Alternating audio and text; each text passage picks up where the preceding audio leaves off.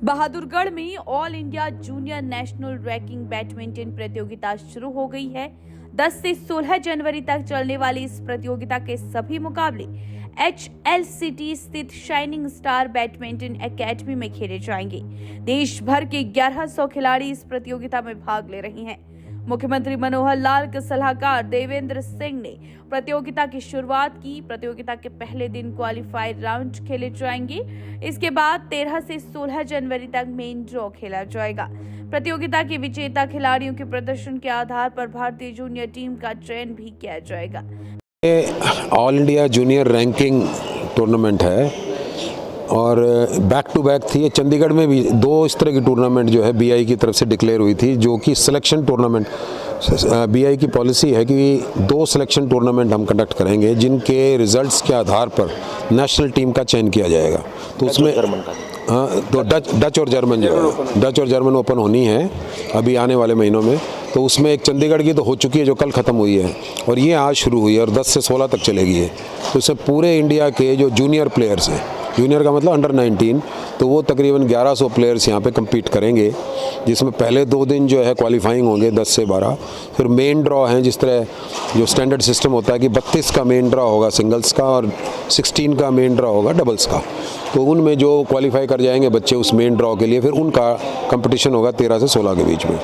और वो एक इम्पॉर्टेंट टूर्नामेंट जैसे मैंने बताया इसलिए होगा कि उनके जो रैंकिंग या जो परफॉर्मेंस होगी और प्लस चंडीगढ़ की, उसको कंबाइन करके फिर ये डच और जर्मन उसकी टूर्नामेंट के लिए टीम, नेशनल टीम का सिलेक्शन होगा उसके आधार पर। डच और जर्मन ओपन इंटरनेशनल के लिए भारतीय टीम का चयन किया जाना है। वहीं प्रतियोगिता की शुरुआत के साथ हरियाणा बैडमिंटन एसोसिएशन ने 25 लाख की स्कॉलरशिप स्कीम की भी लॉन्च की है।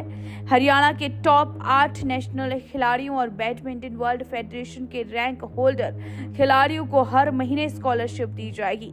सीनियर खिलाड़ी को 12,000 और जूनियर खिलाड़ी को 8,000 रुपये प्रति माह दिए जाएंगे। इसके अलावा 2 इंटरनेशनल एक्सपोजर भी दिए जाएंगे। हर साल इस स्कीम पर 25 लाख का खर्च आएगा।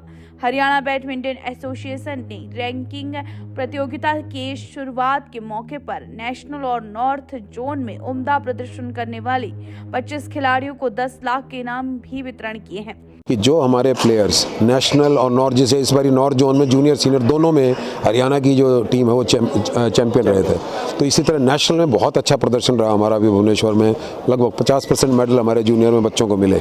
तो उन सब को ऑनर करने के लिए हमने एक स्कीम की घोषणा की हुई थी कि गोल्ड मेडल विनर को 1 लाख रुपए, सिल्वर को 25,000 सिल्वर को, ब्रॉन्ज को देंगे। तो आज इसी मौके पर हमने लगभग 25 प्लेयर्स को जिन्होंने आउटस्टैंडिंग परफॉर्मेंस दी थी नेशनल लेवल पे और नॉर्थ जोन पे, उनको 10 लाख के प्राइज़ दिए हैं। और हमने एक और स्कीम की घोषणा की जिसको आज से लागू किया है कि जो हमारे प्लेयर टॉप 8 में है नेशनल में, या BWF जो बैडमिंटन वर्ल्ड फेडरेशन में बाहर उनके रैंक हैं टॉप 50 या टॉप 100 में, तो उन प्लेयर्स को एक क्राइटेरिया बना के, बाकायदा ट्रांसपेरेंट क्राइटेरिया है, उसके तहत उनको स्कॉलरशिप देंगे। सीनियर को 12,000 पर मंथ, जूनियर को 8,000 पर मंथ, और 2 इंटरनेशनल एक्सपोजर जो कि 75,000 रुपये का सपोर्ट हर एक्सपोजर में, उनकी टिकट्स का और जो इंतजाम है वो लॉजिस्टिक्स का, वो सपोर्ट हरियाणा बैडमिंटन एसोसिएशन करेगी, जिसमें लगभग हमारा एनुअल 25 लाख का खर्च आएगा।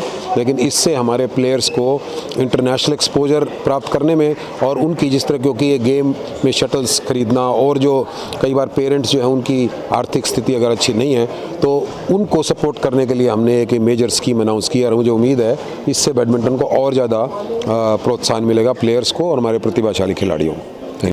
बहादुरगढ़ से पहले रैंकिंग प्रतियोगिता चंडीगढ़ भी हो चुकी है।